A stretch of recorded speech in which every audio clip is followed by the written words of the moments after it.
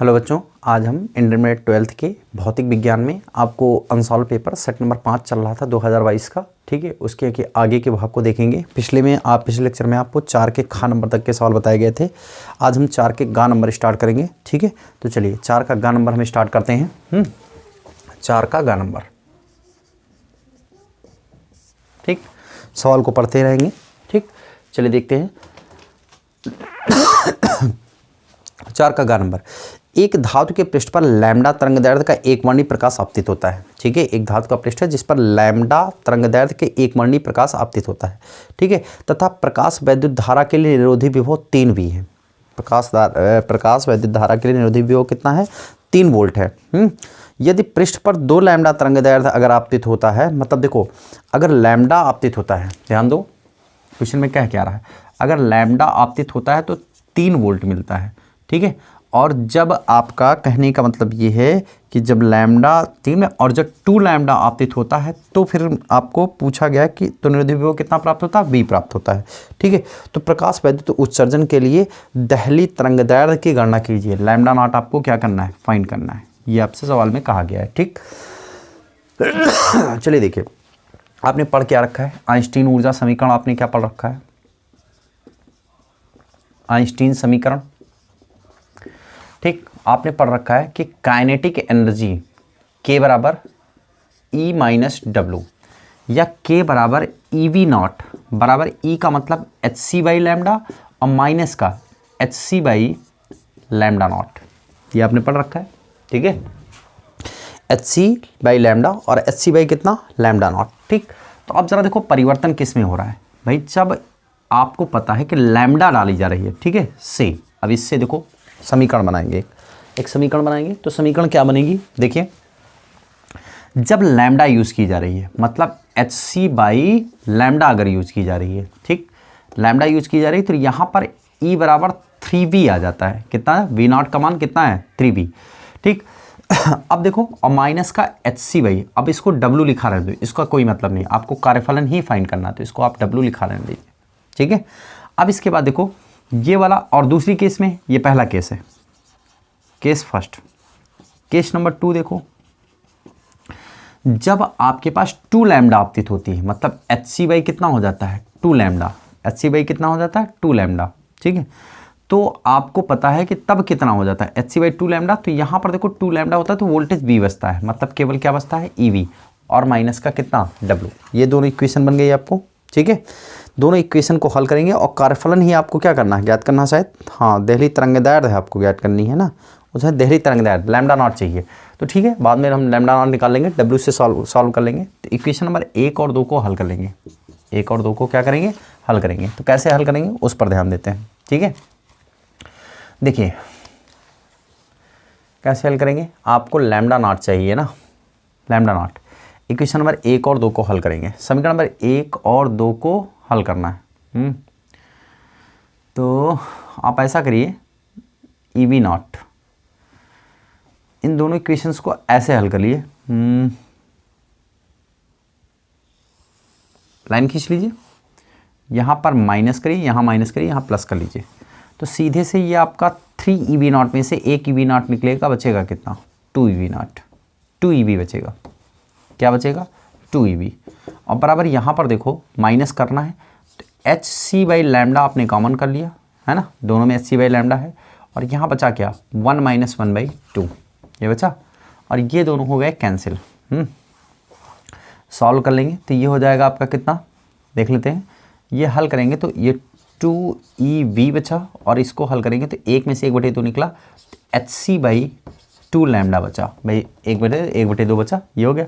तो यहाँ से अगर देखें तो ये आपका ऐसे छोड़ दीजिए, यहाँ से देखो W है, W चाहिए आपको। तो यहाँ से आप देखिए तो किसका मान निकालेंगे हम यहाँ से, जिससे आपको मान मिल जाए। HC बाई लैम्डा का मान निकालो। देखो HC बाई लैम्डा का मान निकालो यहाँ से। HC by lambda, HC by lambda is equal to 2 multiply कर देंगे तो ये हो जाएगा 4 EV। HC बाई लैम्डा का मान समीकरण नंबर 1 में रख लो। HC बाई लैम्डा का मान समीकरण नंबर 1 में रख लो भाई, HC बाई लैम्डा का मान। तो ये देखो 3 EV है बराबर में H C by lambda, H C by lambda का मान 4 इलेक्ट्रॉन वोल्ट, 4 इलेक्ट्रॉन वोल्ट है, माइनस का कितना है डब्लू है, ठीक है, माइनस का कितना है डब्लू, डब्लू इधर ट्रांसफर बाकी उधर ट्रांसफर, तो डब्लू बराबर ये हो जाएगा 4 इलेक्ट्रॉन वोल्ट माइनस कितना 3V।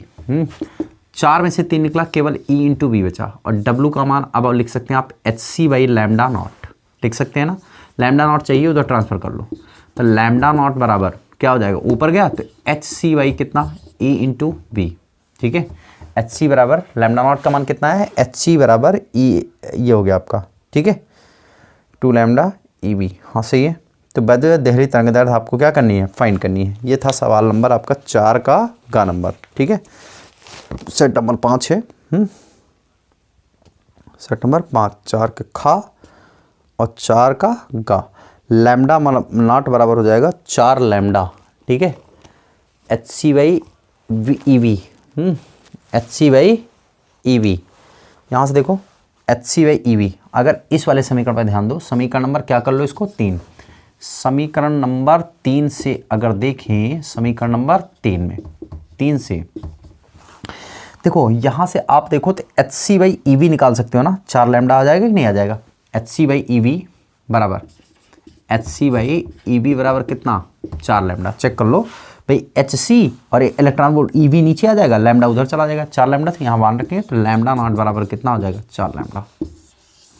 इंपॉर्टेंट टॉपिक का सवाल है, अच्छा सवाल है, नोट कर लीजिए सभी लोग, 4 का ये था आपका गा नंबर। यहाँ पे समझ में आया ना भाई, ये वाला ई वी नीचे भेजो तो H C by E V, lambda उधर गया 4 ई वी, तो यहाँ पे रख दिया उठा के, ठीक, तो हो गया, हल हो गया, नोट कर लीजिए 4 का गा नंबर। चलिए हटा देते हैं इसको,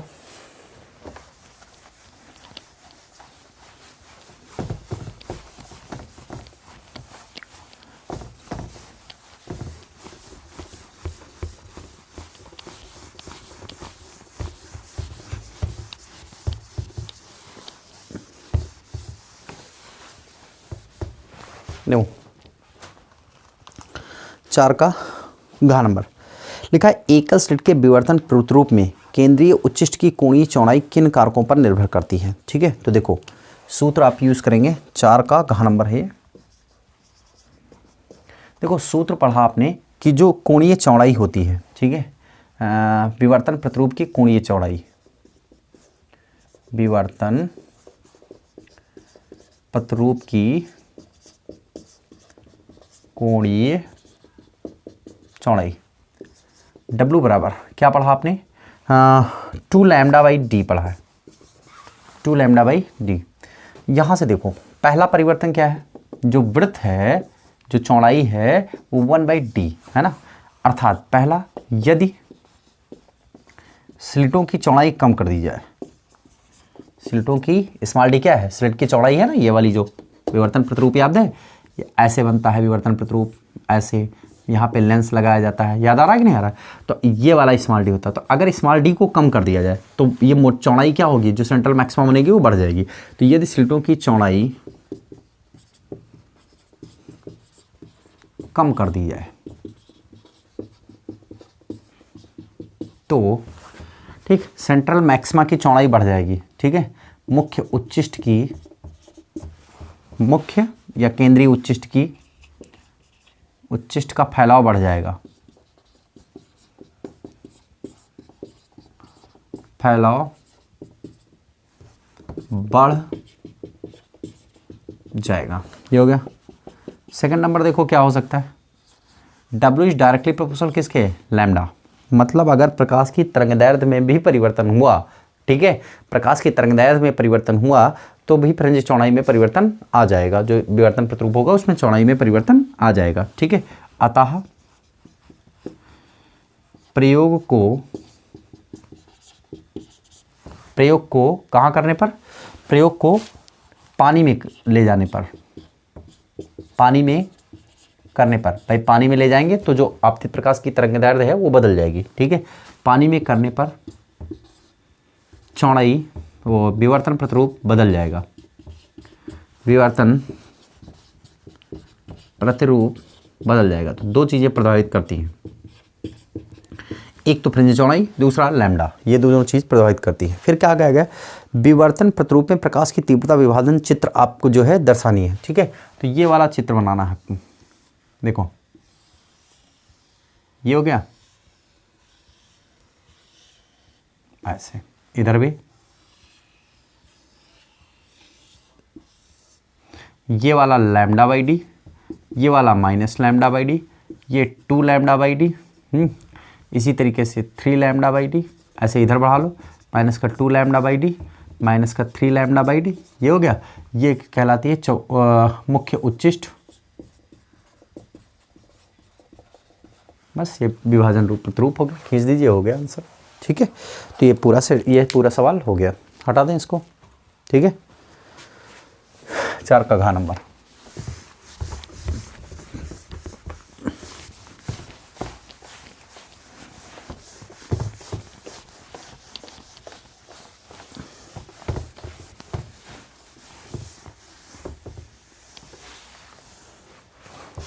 देखिए 4 का घ नंबर शुरू हो गया।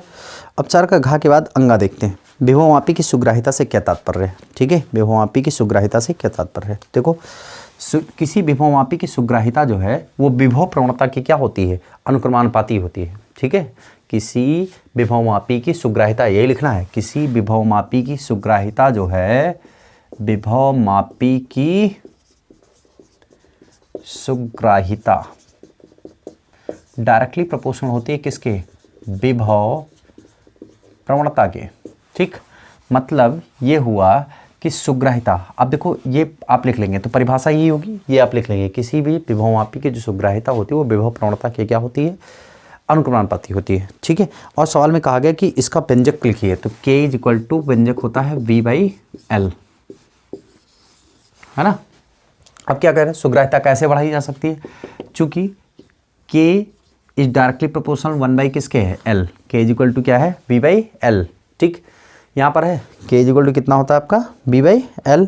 तो यहाँ से देखो लंबाई को घटाकर, तार की लंबाई को घटाकर हम सुग्राहिता क्या कर सकते हैं, बढ़ा सकते हैं। देखो सुग्राहिता क्या कर सकते हैं, बढ़ा सकते हैं। भाई k विभव प्रवणता है, तो देखो है रिलेशन समझो, लंबाई को घटाएंगे तो विभव प्रवणता बढ़ेगी, और विभव प्रवणता बढ़ेगी तो विभव सुग्राहिता भी जो है विभवमापी की वो बढ़ेगी। ठीक, तो ये हो गया आपका। ठीक है, ये कहा जा रहा है सवाल में, सुग्राहिता का विभव प्रवणता से क्या संबंध है, तो ये संबंध है। ठीक, एक विभवमापी के तार की लंबाई l बराबर कितना है, 5 मीटर। ठीक है, 5 मीटर, 2 वोल्ट का विभवांतर लगाया जाता है, V आपका 2 वोल्ट लगाया जाता है। ठीक, तो k बराबर आपने पढ़ रखा है V कितना, l, 2/5 मतलब 0.4 आंसर। ठीक, ये होगा, छोटा सा सवाल है, 3 नंबर का अच्छा सवाल है। ठीक है, नोट कर लीजिए सभी लोग। चलिए आगे,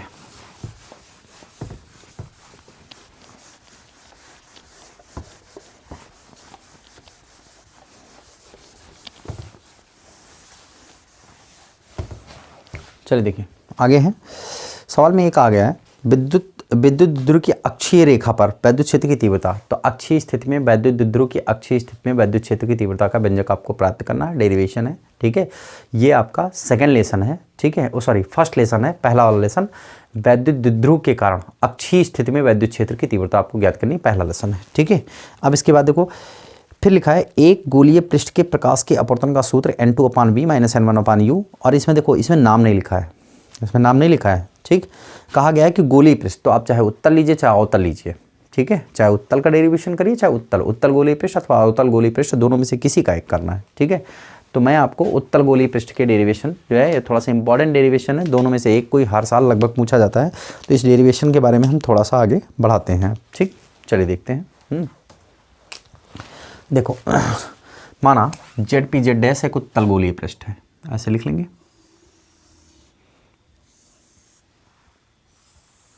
ये ZPZ' एक उत्तल गोलीय पृष्ठ है। ठीक है, इस कांच का अपवर्तनांक n1 है, और इसके बाहर नहीं n2 है, इसका है ना, इसका n2 है, और माध्यम का अपवर्तनांक कितना है, n1। एक पॉइंट ऑब्जेक्ट इससे u दूरी पर रखी हुई है, कितनी दूरी पर, u दूरी पर। एक प्रकाश किरण ऐसे चली, यहाँ पर आकर पड़ी, एक इधर चली गई, जो परपेंडिकुलर इस पर गिरती है वो सीधे ऐसे बिना विचलित हुए सीधे निकल जा रही है। ठीक, यहाँ पर गिरी जहाँ पर, तो वक्रीय पृष्ठ है, तो वक्रीय पृष्ठ पर हम अभिलंब हमेशा केंद्र से गुजरता है, तो ये सेंटर हो गया इसका, और ये हो गई इसकी रेडियस ऑफ कर्वेचर। ठीक, ये हो गया। अब चूंकि भाई देखो, अब इधर सघन माध्यम है, हम डेरिवेशन कर रहे हैं n2 is greater than n1 के लिए, मतलब ये सघन है और बाहर क्या है, विरल है। सघन के इधर सघन है, अंदर के बाहर क्या है, विरल। अब प्रकाश कण जब विरल माध्यम से सघन माध्यम में जाती है, विरल माध्यम से कहाँ जाती है, सघन माध्यम में जाती है, तो अभिलंब की ओर झुक जाती है, तो झुक गई और यहाँ पर जाके इसकी इमेज इन्होंने फाइनल इमेज आई बना दी, और जिसकी डिस्टेंस को मैंने क्या कह दिया, v कह दिया। बातें समझ में आई? ठीक, ये बन गया आपका। अब देखो जरा कोणों को डिसाइड करते हैं फटाफट। ये वाला एंगल आई हो गया, ये एंगल क्या हो गया, आई, और ये वाला एंगल कितना हो गया, आर। यहाँ से इस पर मैं परपेंडिकुलर ड्रा कर दूंगा। ठीक, इसको कह दिया पी डैश। इस वाले एंगल को अल्फा कहा मैंने, इस वाले एंगल को बीटा कहा, और इस वाले एंगल को क्या कहा, गामा। ठीक है, ये बन गए आपके सारे एंगल। सारे एंगल बन गए आपके। अब अगर मैं अब इसका नाम ओ रख लूँ, इसका नाम पी हो गया, सी हो गया, आई हो गया, इसका नाम मैं रख लेता हूँ कुछ एम। क्या रख लेता हूँ, एम। ठीक, तो ये हो गया चित्र। आपको चित्र उम्मीद करते हैं सबको अच्छे से समझ में आया होगा। ठीक है, अब हम सबसे पहला काम क्या करेंगे, इसमें सबसे पहला काम करेंगे हम आई और आर का मान ज्ञात करेंगे। आई और आर का मान तो कैसे ज्ञात करेंगे? ठीक, देखो सबसे पहला एक ट्रायंगल लेंगे हम। ठीक है, ओ एम सी, त्रिभुज कौन सा लेंगे, ओ एम सी। त्रिभुज यहाँ पे देखते हैं, त्रिभुज ओ एम सी में, डेरिवेशन को ध्यान से देखेंगे। ओ एम सी में देखो, ओ एम सी में अगर बात करें हम, तो जो आई है इस वाले त्रिभुज, देखो ध्यान से देखना त्रिभुज। ठीक है, त्रिभुज ओ एम सी ये वाला हो गया। इस त्रिभुज में आई जो है वो क्या है, बहिष्कोण है। आई क्या है, बहिष्कोण है। ठीक, आई जो है वो क्या है, बहिष्कोण है। यहाँ पर लिख लेंगे, आई कैसा कोण है, बहिष्कोण है। ठीक, अब देखो बहिष्कोण का एक कॉन्सेप्ट होता है, बहिष्कोण सामने के अंतः कोणों के योग के क्या होता है, बराबर होता है। ठीक, तो देखो बहिष्कोण और सामने के अंतः अपोजिट वाले, ये वाला बहिष्कोण है। अब ये अल्फा प्लस बीटा के क्या होगा, बराबर। That means I is equal to alpha plus कितना, बीटा। इक्वेशन नंबर 1 बन गई। ठीक है, इक्वेशन नंबर क्या बन गई, 1। अब दूसरा त्रिभुज मैं लूंगा आई एम सी, त्रिभुज आई एम सी में। ठीक, देखो अब आई एम सी, देखो आई एम सी, इसमें बीटा बहिष्कोण है। देखो बीटा बहिष्कोण है। बीटा क्या है, बहिष्कोण है।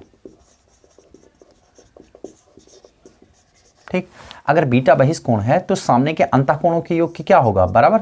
तो बीटा और सामने का अंतःकोण आर प्लस गामा। ठीक, तो यहां से आर का मान चाहिए, तो R is equal to beta minus कितना, गामा। समीकरण नंबर क्या करेंगे, 2 हो गया। ठीक है, हम अब इसमें कुछ मान्यताएं मानते हैं, एजम्पशंस कहते हैं उनको। ठीक है, कुछ मानेंगे, ये डेरिवेशन मानकर ही किया जाता है। ठीक है, ये हम मान लेते हैं कि दर्पण का द्वारक जो है बहुत छोटा है, बहुत छोटा है। ठीक है, बहुत छोटा सा है। ठीक है, ये जूम करके चित्र बनाया गया, बाकी अन्यथा दर्पण का द्वारक क्या है, बहुत छोटा है। ठीक है, तो माना, ठीक है, एजम्पशंस लिखेंगे यहाँ पर, कुछ मानेंगे। ठीक, क्या मानेंगे, माना दर्पण का द्वारक बहुत छोटा है।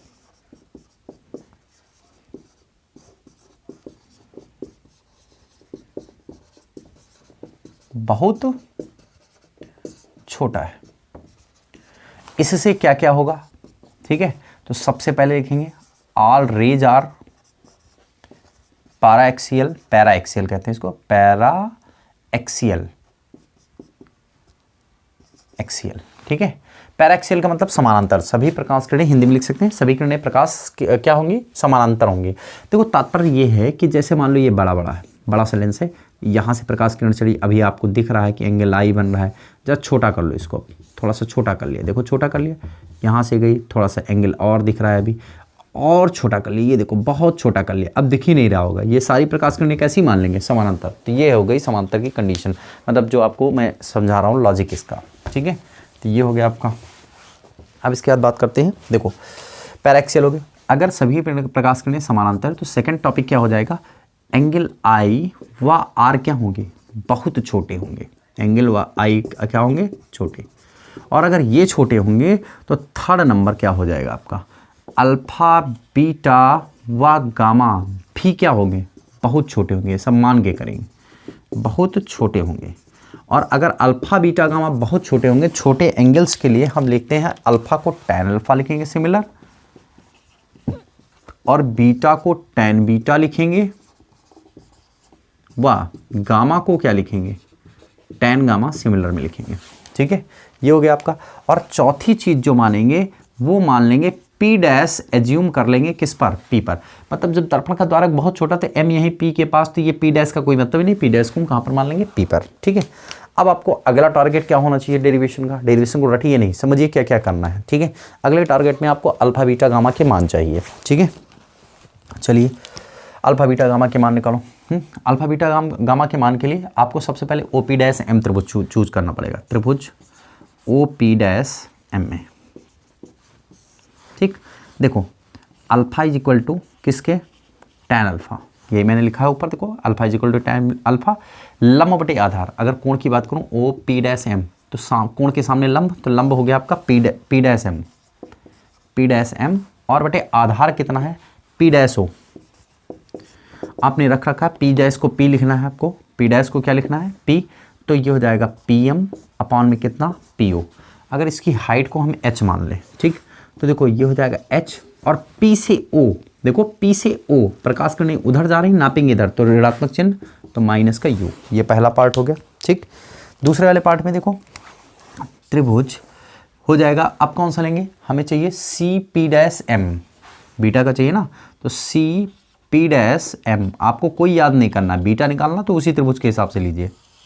ठीक, तो बीटा इज इक्वल टू किसके, tan बीटा, ऊपर लिख रखा है मैंने, तो P डैश M वही होगा, देखो कोण के सामने लंब, तो P डैश M वही होगा। और अब हो जाएगा P dash C, P dash M को आप PM लिख सकते हो, इसको लिख सकते हैं PC, PM को H लिखेंगे, PC को कितना लिखेंगे, R, PC को कितना लिखेंगे हम, R। अब देखो दूसरा वाला लेंगे इन ट्रायंगल, एक ट्रायंगल और ले लेंगे, गामा चाहिए, तो IP dash M, IP dash M में गामा बराबर tan gamma, P dash M बटे P dash C, P dash M बटे P डैश C, तो ये हो जाएगा लंब बटे आधार। ठीक है, तो इसको लिख लीजिए PM बटे P डैश C नहीं, PI, P और कितना I, PM का मान H, PI का मान B। ठीक है, स्नेल लॉ लगाएंगे, कौन सा लॉ, स्नेल नियम।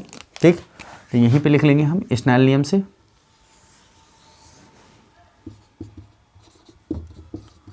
स्नेल नियम से। ठीक, स्नेल नियम का जब यूज़ करेंगे तो देखो N1 साथ में एंगल, N1 साइन I बराबर N2 साइन R। ठीक, तो देखो चूंकि I व R बहुत छोटे हैं, I व R बहुत छोटे हैं, हम मान चुके हैं पहले। ठीक, मतलब हम I को, साइन I को I लिख लेंगे, I व साइन R को सिमिलर किसके लिख लेंगे, R। That means N1 I बराबर कितना, N2 R। समीकरण नंबर 1 और 2 से I और R का मान रख लो यहाँ पर। तो N1 I का मान कितना है आपके पास, alpha plus beta, N2 beta minus gamma. Alpha beta gamma के मान रखो यहाँ पर, अल्फा का मान देखो, ये देखो माइनस का H अपान U, प्लस बीटा का मान H अपान R बराबर N2 बीटा का मान H अपान R माइनस गामा का मान H अपान B। देखो यहाँ से करना क्या है, आप H दोनों ऊपर से निकाल लीजिए, N1 से मल्टीप्लाई कर लीजिए, H बाहर, तो N1 अपान U वो भी माइनस का, प्लस यहाँ पर N1 अपान R हो जाएगा। ठीक, बराबर H बाहर निकाल लीजिए, N2 अपान R माइनस N2 अपान B। H से H क्या हो गया, कैंसिल, पक्षांतर कर लीजिए, N2 को इधर लाइए, N2 अपान B को इधर लाइए, बाकी उधर ले जाइए, तो ये हो जाएगा, देखो N2 अपान B माइनस N1 अपान U बराबर, उधर गया तो N2 by R minus N1 by R, LCM लेंगे, N2 अपान V माइनस N1 अपान U बराबर N2 माइनस N1 अपान R। ये आपको क्या करना था, प्रूव करना था, ये डेरिवेशन हो गया आपका। ठीक है, क्लियर हुआ? चलो सभी लोग स्क्रीनशॉट ले लीजिए। ठीक है, आगे बताते हैं। इंपॉर्टेंट डेरिवेशन था इसलिए मैंने बता दिया अच्छे से। चलिए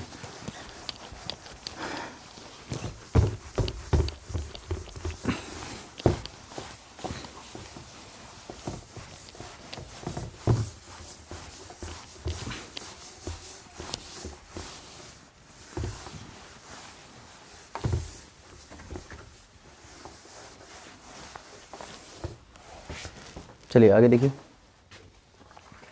ये हो गया 5 का खा नंबर था। अभी देखिए 5 का गा नंबर क्या कहता है। बायो-सेवर्ट का नियम लिखिए। ठीक है, तो बायो-सेवर्ट का नियम आपको गतिमान आवेश एवं चुंबकीय क्षेत्र वाले लेसन में मिल जाएगा। इसकी सहायता से वृत्ताकार धारावाहिक कुंडली के केंद्र पर चुंबकीय क्षेत्र की तीव्रता का व्यंजक प्राप्त कीजिए। ठीक है, तो आपको उसी लेसन में, ठीक है, बायो-सेवर्ट के नियम के अनुप्रयोग में ही आपको देखो गतिमान आवेश एवं चुंबकीय क्षेत्र वाले डेरिवेशन में आपको मिलेगा ये। ठीक है, इसकी सहायता से वृत्ताकार धारावाहिक कुंडली के केंद्र पर चुंबकीय क्षेत्र की तीव्रता का व्यंजक ज्ञात कर लेंगे।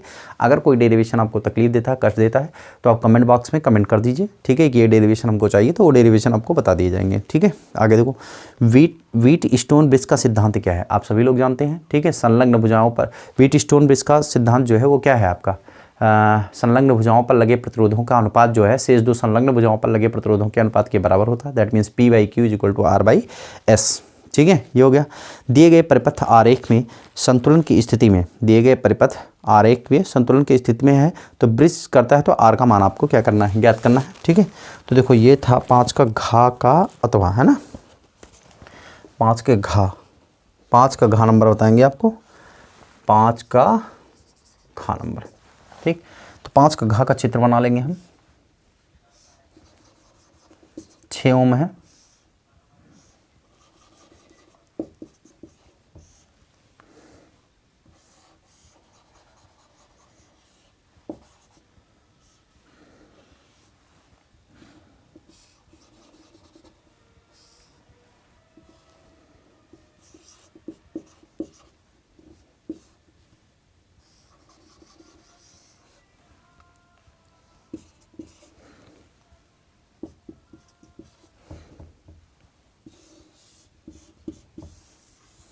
ठीक, इस वाले R का मान आपको क्या करना है, ज्ञात करना है। ठीक है, तो देखिए इस R का मान आप कैसे ज्ञात कर सकते हैं, शुरू करें। सवाल में ये कहा जा रहा है कि संतुलन की स्थिति में है, पहले से आपको कहा गया है। ठीक, तो इसका मतलब ये दोनों आपका देखो किस क्रम में है, पहले इसके बारे में विचार करो, ये किस क्रम में है। ठीक है, ये दोनों समांतर क्रम में है, तो लिख लेंगे चूंकि 15 ओम व R किस क्रम में है, समांतर क्रम में है। तो ज़रा R डैश ज्ञात कर लो समांतर क्रम का। R डैश बराबर 15 और गुणे R बटे 15 प्लस R, ये आ गया आपका। मतलब इन दोनों की जगह पर हम एक केवल एज्यूम कर लेते हैं, कौन सा, R डैश। ठीक, अब देखो चूंकि परिपथ संतुलन में है, परिपथ किस में है, संतुलन में है, मतलब P/Q = R/ कितना, S, यही मतलब है। मतलब 6 बटे ये वाला भाग R डैश बराबर R बटे 3, S का मान 1.5। यहाँ से R डैश लिख लो इधर, बाकी सब इधर ट्रांसफ़र कर लो। ये इधर चला गया 30, 15 दूना 30, तो R डैश बराबर 6 बटे कितना, 2 3 6, तो R डैश बराबर ये आ गया 3। R डैश का मान रखो यहाँ पर, R डैश का मान 15R बटे 15 प्लस R बराबर 3, क्रॉस मल्टीप्लाई करेंगे। ठीक है, तो कितना हो जाएगा, देखो 15R क्रॉस मल्टीप्लाई करेंगे तो बराबर में 15 3 45 और प्लस का कितना 3R, इधर पक्षांतर करेंगे तो ये कितना हो जाएगा आपका, 15 में से 3 गया 12R बराबर कितना 45, R बराबर ये हो जाएगा कितना आपका 45 बटे 12। मतलब अगर भाग देंगे तो 15 बार 3 36, 12 चौक 48। देखो पहले भाग कर लो, 3 से काट दो इसको, 3 15 और 3 चौक। अब भाग दो, R बराबर 4 3 12, 4 3 12 और बचा कितना 4 3 12 और फिर आ जाएगा आपका कितना, हाँ तो बच्चों देखो ये हो जाएगा 3 दशमलव भाग देंगे, 4 3 12 और कितना बचा आपका 4 से 28, 4 3.75, इसका ये आंसर हो जाएगा। ठीक है, तो अब सवाल नंबर ये आपका यहीं पे सवाल नंबर 5 जो है कंप्लीट होता है। ठीक है, और अब आपको सवाल नंबर 6 जो है नेक्स्ट लेक्चर में आपको बताया जाएगा। ओके, चलिए।